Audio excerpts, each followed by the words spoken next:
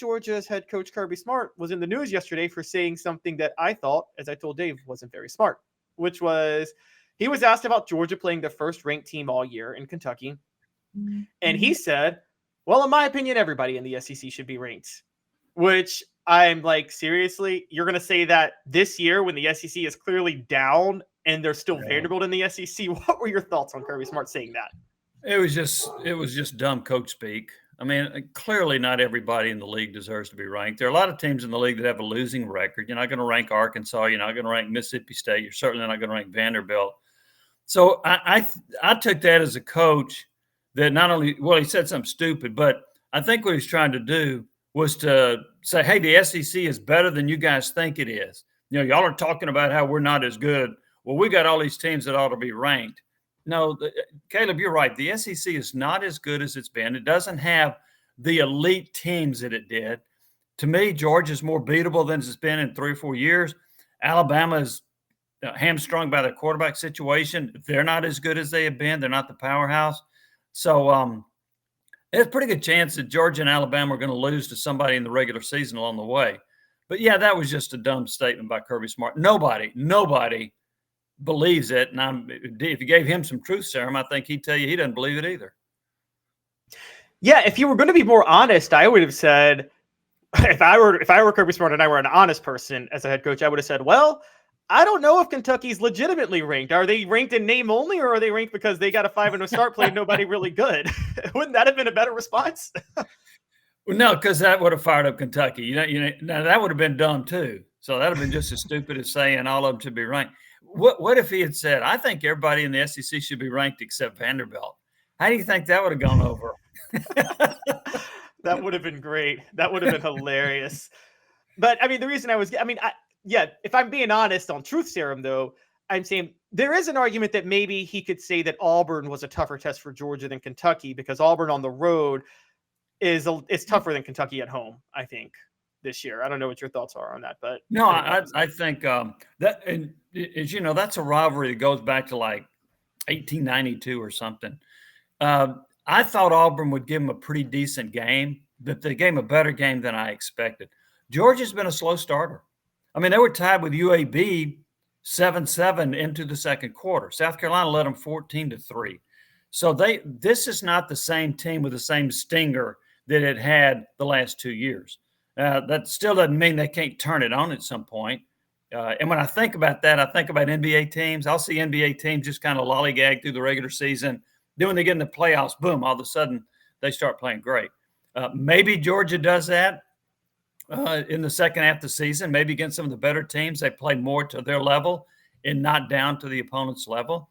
I thought Georgia would give them a pretty decent game, but I picked it as a 10-point game. But I certainly didn't think that Auburn would have a lead like it did and then have a chance in the fourth quarter like it did, which tells me that Georgia's still trying to find its way a little bit, I think, on offense. Their quarterback has been okay. He actually had some pretty good numbers against Auburn, and he was really good in the fourth quarter, thanks to Brock Bowers. But I think Georgia's beatable. I think they have a really good defense again, but offensively, they're not what they used to be.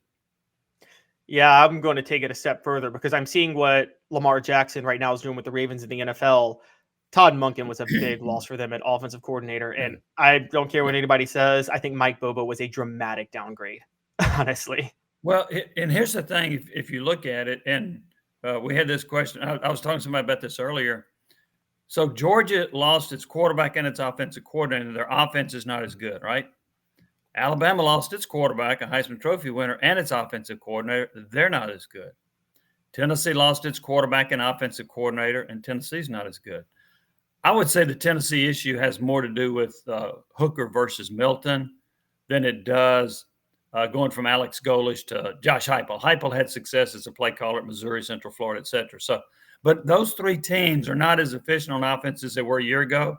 And the common denominator is new quarterback, new offensive coordinator.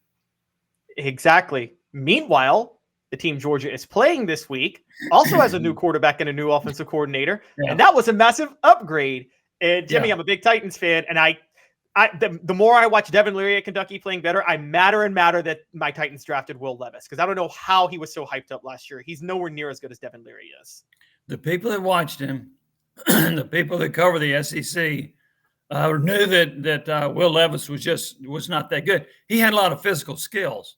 Now I'll say this: against Tennessee a couple of years ago, he had a great game. Against Tennessee last year, Tennessee won 44-6. 44-6. And Will Levis was awful. And I know they kept saying, well, he's hurt, he's injured, he's got a bad offensive line, blah, blah, blah, and a new offensive coordinator. I think Liam Cohen is a heck of an upgrade over the guy they had last year. But having said all that, I thought Will Levis was the 4th or 5th round draft pick. I did not see him. And most people, as you remember, had him projected pretty high in the first round. A lot of people had him in the top 10. But I just don't get it with him. Look, in 5 or 7 years, I may be saying I'm wrong, but boy, I don't see it with Will Levis. I'm totally with you on that. Do you think it's good news for Tennessee long term that look, Billy Napier said he's going to stay Florida's offensive play caller, which I think Tennessee fans should be happy about. Yeah. Dowell Loggins is at South Carolina. I'm sorry. I think he's a horrendous offensive coordinator. And I just say that from watching him as a Titans fan in 2010 and 2011, when he thought that he didn't want Peyton Manning because Jake Locker was his guy. Just y'all remember that. He thought Jake Locker was better for him than Peyton Manning. And did he really? Yes, remember Peyton. It was down to the Titans and the Broncos where Peyton Manning was. Yeah, I remember that. Yeah, and the coaches at Tennessee thought that they didn't want to change their offense up for Peyton, even though Bud Adams was going to write a blank check, because they thought they had a good thing for the future with Jake Locker. And oh gosh. Yes. Yes. So I am pulling my hair. I could talk at length on just every stupid decision the Titans have ever made, and I'm like, well, that's at the top. That's at the top. Yeah, that was a bad one. And so, but do you think it bodes well for Tennessee that there are just a lot of, I think, not good offensive coordinators or offensive coaches in the SEC right now outside of Kentucky? Yeah, I think that does bode well for them, and it makes those other teams more beatable. Now, one of the offenses out there that's doing really well is at LSU, but how'd their defense do against Ole Miss? So they rank up 55 on them. And then I think of Ole Miss as having a really good offense. Excuse me, but Alabama shut them down, held them to 10. That really surprised me that Alabama held Ole Miss to 10. I just think that was a bad day at the office for Ole Miss. And Alabama's got a good defense, but not that good. So I don't think there are a lot of – when you look at the stats, I think it's very misleading. If you look at SEC stats, you'll see a lot of teams averaging over 30 points a game. So now flip the page and see what their schedule is like. Look at who Kentucky has played. Look at who some of these other teams have played that have been averaging over 30 points a game. That'll tell you a pretty good story about why they're scoring so much. I think most offenses in the SEC are flawed a little bit and not as good as they were a year ago. I mean, even at Mississippi State, they got Will Rogers coming back, one of the most prolific passers in the SEC ever. And the first few games, they were trying to run the football, and he threw 17 passes in one game. He threw for 104 yards against LSU. And you know how bad LSU secondary is. What were they thinking? So finally they decided to turn him loose, and against South Carolina, he threw for 487 yards. So that's pretty dumb coaching. So you got that factor along with some of the quarterbacking in the league is just not as good as it was a year ago. Yes, I agree. That's a big problem. And yeah, LSU's really let me down. I picked them to win the SEC this year. I think they're making the mistake that you guys know about it. Dave taught me about this, but I didn't know it. I didn't know that Tennessee tried to force Leonard Little in at middle linebacker in 1997, which to me is just, I can't believe they thought. Yeah. And it seems like Brian Kelly's trying to do the same thing with Harold Perkins at middle linebacker now. When you've got an elite pass rusher and elite skill like that, why in the world would you do that? Now, I watched him in a recent game where he was playing on the perimeter and he dominated. I can't speak to the Ole Miss game. I didn't really see that game, but I'm trying to remember who that was LSU beat, where he was terrific on the edge because they finally allowed him to play on the edge. And I'm like, why overthink this? Why are you trying to outsmart people with this? Just if you've got an elite player like that, put him in outside linebacker, put him in defensive end, let him get after the quarterback, and disrupt the quarterback and change the complexion of the game. I totally agree. I don't know if you think this. Fred White thinks that Tennessee's back-to-back national champs if they put Al Wilson at middle linebacker and Leonard Little on the edge in 1997.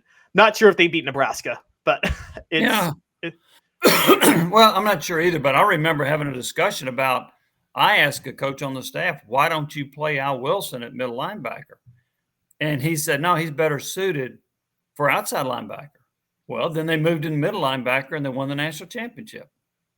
So, yeah, I didn't get that one. And Leonard Little, he made a lot of tackles, but where was he making them? He was making them 3, 5, 7 yards downfield. That's not where you want Leonard Little. You want him after your quarterback. You want him sacking the quarterback. You want him force him into bad throws or force him into interceptions. So I did not think that was a good move.